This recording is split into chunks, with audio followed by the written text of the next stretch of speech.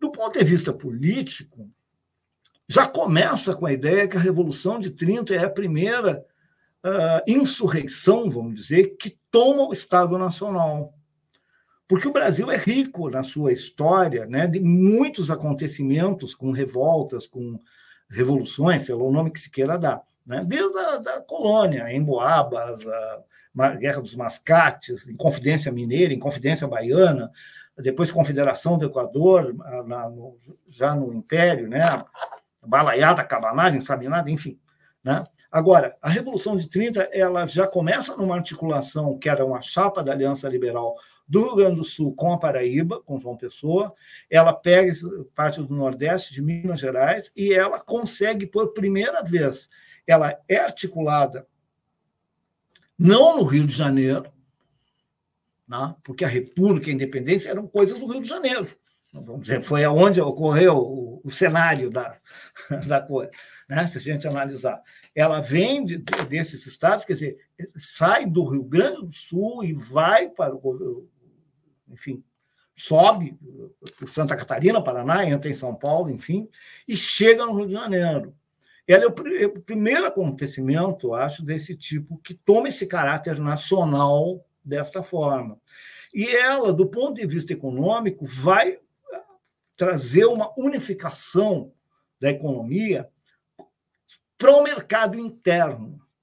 Eu acho que a indústria é junto, porque não é só a indústria que em 30 ocupa esse espaço, é também a produção agrícola para o mercado interno, que vai...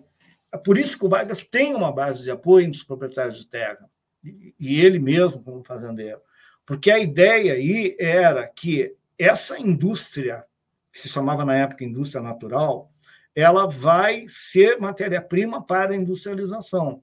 O exemplo que eu dou, né, que o cara cria gado lá no Alegrete, valoriza o gado dele se tenha sapato em Novo Hamburgo, né? Cinto, bota, o couro era muito mais valorizado que hoje, porque não tinha esse sucedâneo, sapato de borracha, de sintéticos, enfim, né? A lã, né?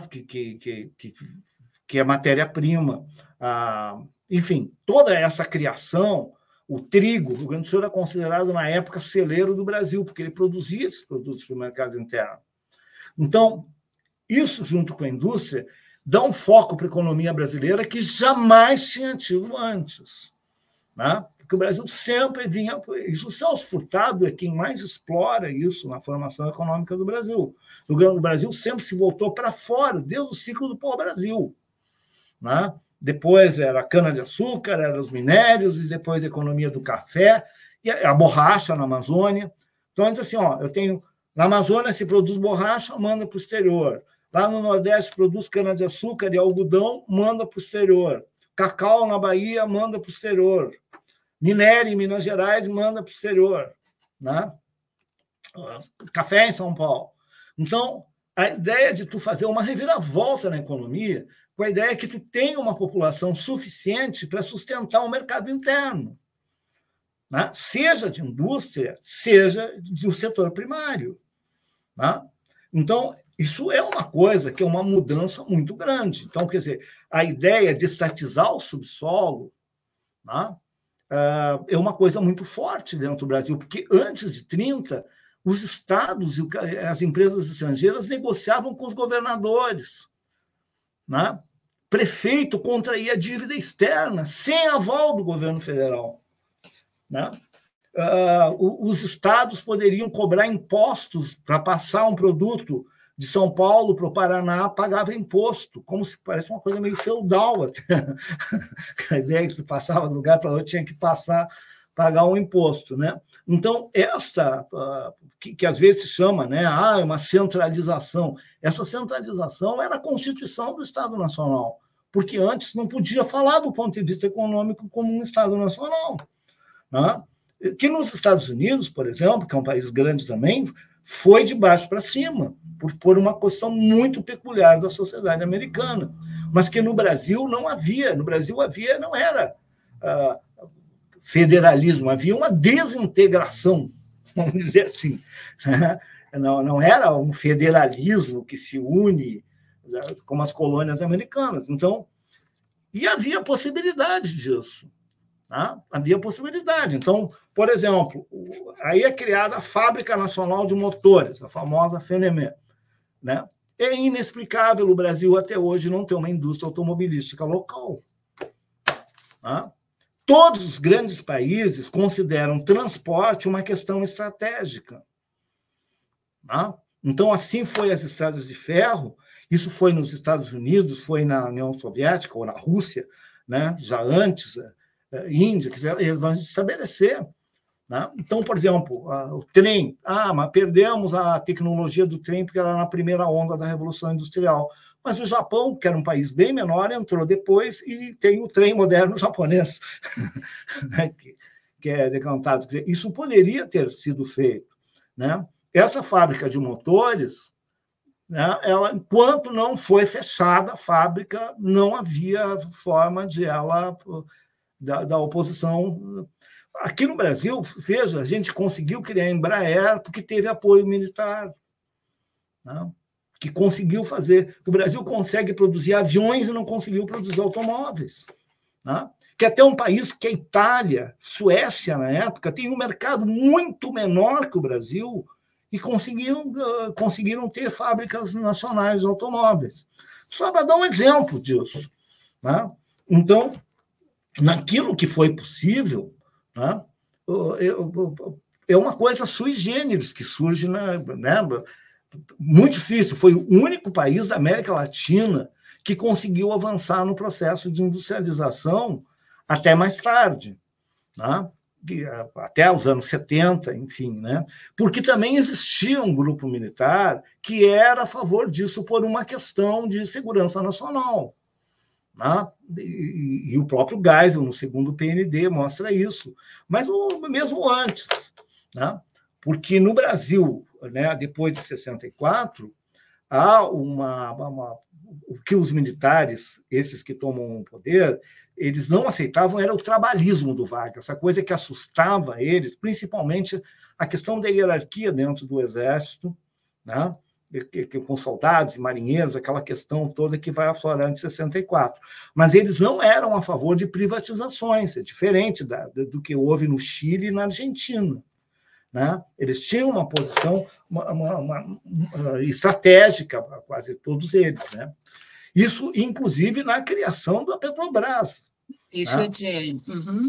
Né? Uhum. Na criação da Petrobras, porque mesmo a UDN acabou muitos votando para criar a Petrobras por pressão dos militares da UDN, né? Que eram militares, que concordavam com o programa político da UDN, né? De, na Guerra Fria, por exemplo, se aliar aos Estados Unidos e não ser uma coisa tão independente como Vargas propunha. Então, tinha esse contexto de Guerra Fria que levava boa parte dos militares a mais se identificar com os Estados Unidos e o medo do comunismo. Agora, não na questão nacional da questão das empresas, dos minérios. Né? E foi, quer dizer, a Escola Superior de Guerra, ela, durante bom tempo, ela é quem pensa estrategicamente o país nessas questões. Não havia daí muita diferença, sabe, do ponto de vista de pensar estrategicamente a economia nacional. Não é uma questão de vantagens comparativas, etc. e tal, como vão pensar os economistas da UDN, que é o Roberto Campos, o Dr. Bulhões, enfim, né? E o próprio Delfim, até certo ponto, né? Mais tarde. Então, aqui, eu acho que é uma diferença bem grande. No fundo, para te responder essa pergunta, é o seguinte, né? Tem aquela ideia, as grandes instituições criadas do Estado no Brasil foram criadas no período Vargas. Né? Tem gente que diz assim, olha, a única coisa que não foi o Banco Central, que foi uma criação no governo Castelo Branco no final de 64. Né? Talvez, assim, esse dia até estava pensando que teve mais alguma instituição que foi criada depois, assim, que se pode pensar. Agora, quase todas elas, se pensar essas estatais criadas, o BNDES, né? Toda a Comissão de Financiamento, a CAPES, o CNPq, que são importantíssimos para a academia, né? E que depois vai ter as fundações de amparo, que a partir daí, né, como vai ter a FAPESP, enfim, todas essas instituições, as nacionais foram criadas no período do Vargas, né? O Juscelino cria depois a Sudene, né? Mas o Vargas já tinha criado o Banco do Nordeste, né?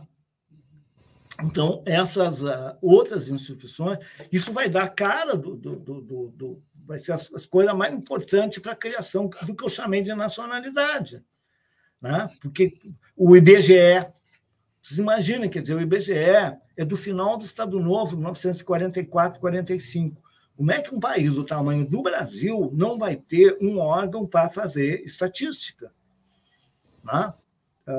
E que depois, e mesmo depois do pós-guerra, para fazer as medições do PIB, da inflação, da população, né? São todas instituições de Estado, né? que vão sendo criadas, a SUMOC, que é um antecessor do Banco Central, né? Todas são instituições criadas nesse momento. Então, quando eu digo, né, que sim, o primeiro grande momento é a independência, o segundo é essa quadra da proclamação com a abolição, e o terceiro é aí a partir de 30, né, que surge, tem muitas evidências que mostram isso. E uma coisa, né, que eu vejo acompanhando o canal de vocês, isso aqui se reflete claramente na parte cultural, né? Porque aqui é criada a Rádio Nacional, o imaginário do samba como música nacional, as escolas de samba, enfim, né? Tu tem toda uma simbologia, né?